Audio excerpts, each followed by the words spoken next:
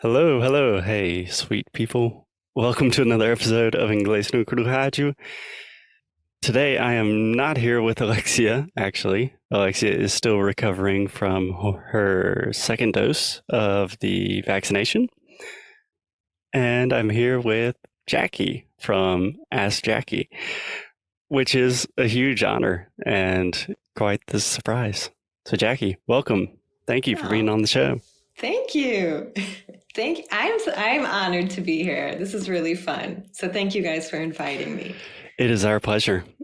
So, Jackie, I imagine most people that listen to our podcast probably are already aware of your work and what you do.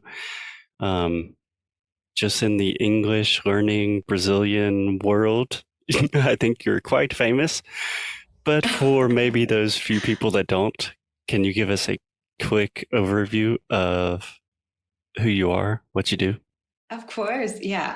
It's so funny because the internet is one of those things that we do everything kind of on our own and we don't really realize how many people do watch our videos or listen to our podcasts and things like that. But I'm sure there are lots of people who do not know who I am. So I'm happy to do an introduction. I moved to Brazil in 2009 on kind of a whim, looking for adventure, existential crisis type of thing.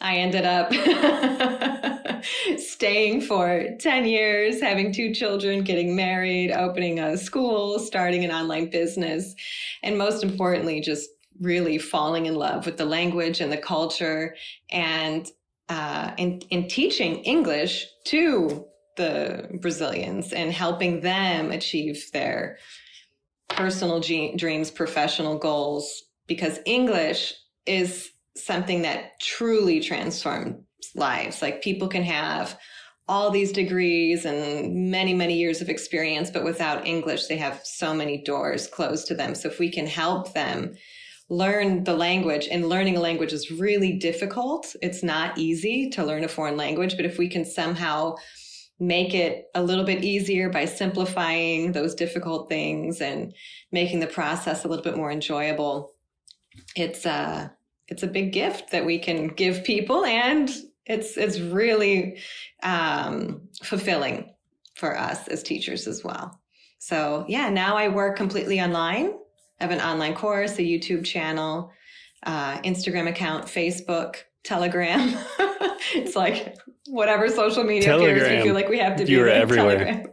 I'm not on TikTok. I am Don't get me not on started. TikTok. Alexia is trying to convince me. We have to have some limits, but yeah, it's crazy how the internet can. We now have students and people who learn from us all over the world, and I learn from people that live all over the world that I've never met personally. I work with people that I've never met in person. So it's pretty amazing what the internet has done for us. It is. It's insane. Our only full-time employee, Felipe, who's been on the show, we talk about him a lot. I talk to him almost every day, would consider him one of my really close friends. We've still never met in person. And it's just insane. Yeah, our editor, who has edited all of our course videos, like 95% of the videos on my channel and everything, we've never met in person either. It's just all over WhatsApp and Skype and other things like that. It's pretty amazing. It's amazing. It has its pros and cons, and I'm sure we can get into that. Can I ask you one quick question about your background? Of course, yeah. So you went to Brazil in 2009, existential crisis. I know the feeling, did the same thing just 5 years later. And were you already teaching at that point? Yes. So I have my undergrad degree, my bachelor's degree. This is really important vocabulary for everybody listening, in Spanish, actually. and secondary education, which basically means secondary education means I was certified to teach middle school and high school. So that's from 6th grade through 12th grade. Primary education would be elementary school.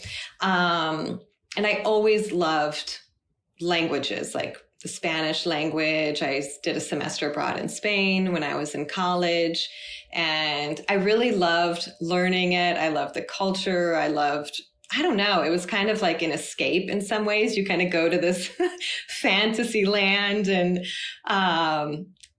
it was for me, I found it very therapeutic, which I know a lot of people are going to be like, oh my God, learning a language is the opposite. I need therapy in order to get through these classes. But for me, I found it very therapeutic in a lot of ways. It was like an escape from reality to this like amazing foreign land where everything is completely different from where you live.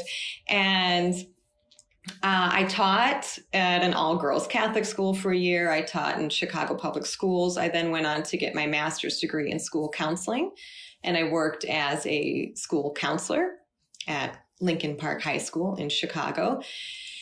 And that was kind of when the existential crisis hit. I remember looking around, and I was the youngest person in my department. And it was kind of like I spent my whole life following the plan, working to get to that job. And then I was there, and I just saw a lot of people around me counting down the years to retirement. And I found myself counting down the days for the weekend, counting down the months for vacation, counting down the years to retirement, and I was in my 20s at that time. And I'm like, I'm wishing my life away in order to start living. And I had a great life. I have great friends and family, and it was a really good job.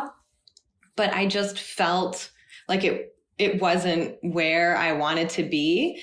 And I remember one night specifically, I was laying in my bed, and I lived on the 53rd floor of a Chicago high rise. A lot of people, Chicago has those like really, really tall buildings. And my unit was on the 53rd floor, and I was just laying there thinking, when I'm 80 plus years old, if I make it that long, hopefully, if I, am 80 something years old, what will I regret more? Staying in this position and doing what is really comfortable and safe, secure, all those things that we kind of want. But then when we get it, we're like, oh, I feel trapped. I can't get out now. Or, right. Taking a risk and doing something kind of crazy. But at the time I was single. I didn't have any responsibilities other than myself. If it was a tremendous mistake and a terrible idea, no one else would be hurt by it except for me. And it was like so obvious to me that I needed to leave that job. And I wanted to go to South America. I wanted to spend time, and I honestly thought I would go to a Spanish-speaking country because that was the language that I could communicate in. But no, I had to make it difficult. But a friend of mine, she had been to Brazil before, and she's like, oh, let's go to Brazil. So we went to Brazil just to visit. During Carnival, we went to Rio, we went to Sao Paulo, went to Marizias, and I just completely fell in love with it. And I started taking some Portuguese classes, and I loved my teacher, the classes, the group of people that were there, because it's just like such a random group of people. Like Chicago does not have a big Brazilian community at all. Like I live in Orlando now, everybody's Brazilian. But Chicago, I had never met a single person from Brazil my entire life living there until I started taking Portuguese classes. And it's just these really cool people that I had absolutely nothing in common with, except for we all loved Brazil and we wanted to learn the language. And even when I went to Brazil, I didn't intend on staying as long as I did. I thought I would go for maybe 6 months or a year, get it out of my system, whatever it was that was in my system. And then I would come back. And I did come back about 7 months later, and I discovered I was pregnant, which was like a whole other crazy story. But it was all worked out. I really think in a lot of ways it was what I needed. It was, I felt almost relieved in some crazy way because I had to focus like what's best for the baby right now. And it wasn't all these options like, oh, maybe I'll go here, maybe I'll do this, maybe I'll do that, like floating around, which makes you completely dissatisfied with whatever you are doing because there's all these amazing other options that are hanging around. It was focused on, okay, we're going to have a baby. We're going to do the best we can with the situation. And we did. And thank God it all worked out. It was a heck of a challenge. But I grew so much. And I know if I hadn't gone through that, I would not be like who I am today. So I'm really grateful for it. And I'm also grateful that, my husband and I were still together. We have another child too. And there are lots and lots of ups and downs, just like any endeavor in life, but it all worked out. So yeah, that was a lot more than what you asked before. No, wow, that's a beautiful story. Yeah. I don't remember my original question. I think you were asking me about my teaching degree. If you ask Jackie a question, you're going to get an answer. You're going to get a lot more than you asked for.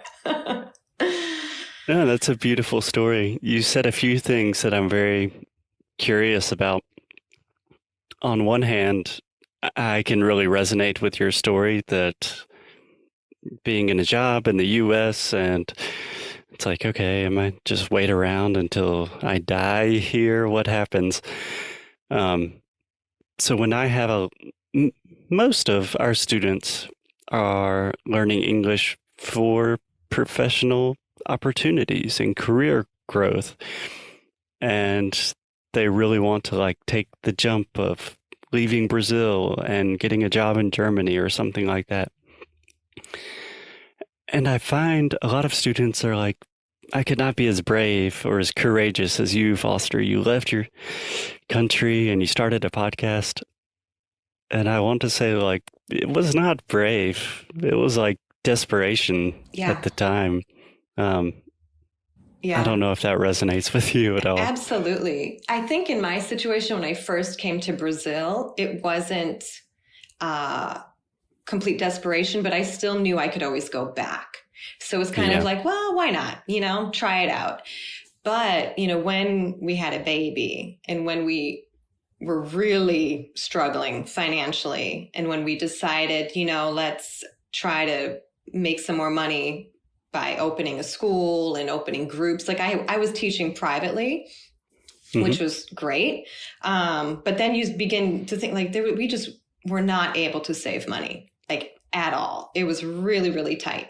So then you are forced to think of ways in which you can hopefully make a little bit more by multiplying your efforts by, teaching in groups or hiring other people or moving to an online space where you can reach more people. And that was a big challenge because I had never really thought like that before. I never thought of myself as like an entrepreneur. I was a teacher, and I loved being a teacher. And I always wanted to be a mom. So that was perfect. And I love being a mom more than anything. But I never was like super ambitious and driven to have my company. That just is not it today. That still is not my personality. But when you have nothing to lose, like we literally were in a desperate situation. If it all went wrong, okay, we weren't going to lose anything because we didn't have anything. And once you get to that position, it's a lot easier to take risks. Now that we actually have something to lose, it is harder. We have children, we have assets, we have a reputation, a company. It's almost more difficult when you have something to lose versus when you're like, well, I'm at the bottom of the barrel right now. The only way is up, hopefully. Yeah. Or in your case, south. Oh, yeah. Exactly. So I think when people say they don't have the courage, maybe they just aren't in that desperate of a situation, or maybe they just have too much to risk. And I think that's okay too, because it is very, very risky. It's incredibly risky. And I talk to people all the time that are trying to get into this online space. Just the other day, I was talking to a friend, and I would probably not recommend it most of the time. It's something that you have to want so badly that you're willing to do it for many years and not make anything. Actually, you're probably going to spend those first couple of years. So I think it's always good to start off as like a side job. Keep your regular job and start doing something on the side. And usually it turns out to be something really big when it's something that you're really passionate about. But I have friends who are trying to teach English online or do things, and they're saying, I make more working at Burger King, than I do. I make more in Burger King in 1 month than I do trying to teach online in a full year. And that's real, because that's hard. crazy. Yeah, it's hard.